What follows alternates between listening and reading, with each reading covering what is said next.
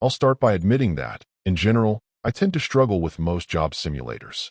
They're typically implemented pretty poorly, tend to have a limited gameplay loop to enjoy, and more often than not are simply dull on the whole. In the case of Thief Simulator 2, I'll at least give it credit for involving quite a bit of criminal activity, so it's at least well outside of my everyday life.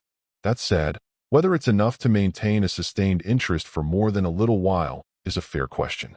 Starting with what works, if you've got a thirst for at least a taste of the life of crime, you'll at least get to come at it from a few different angles.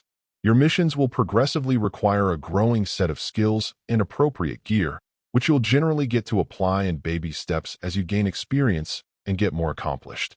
This isn't so much a game about smash and grabs or brute forcing your way through things, though, as in order to be as successful as possible, you'll need to learn how to effectively scope out your potential victim. Initially, that will require you observing their house to get attuned to their patterns, but pretty quickly you'll get some technological help in the form of a mini camera that, when well placed, will give you the info you need without quite so much effort on your part. The thing is, while there's some fun to be had in those aspects of the game, it's also hard not to get bogged down by the clunky simulator experience of it all. While perhaps with a mouse and keyboard walking around and rifling through every drawer while looking for loot would be simpler, with a controller it's a bit more dodgy. I wish they had some sort of lock-on assistance or something to make it all a bit more smooth, since honestly you'll be doing a lot of checking around for quick loot, and to have it subject to not-so-great controls is a bummer.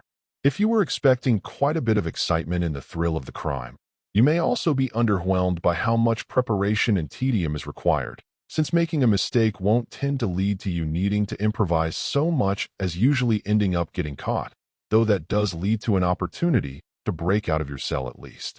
On the whole, this does at least mostly deliver on what it promises, though through a very hands-on simulation rather than something more streamlined and probably more consistently fun. While the movies tend to make a life of crime seem thrilling, this definitely pulls it back down to earth quite a bit. It has its moments, but it also has quite a lot of drudgery to go with them.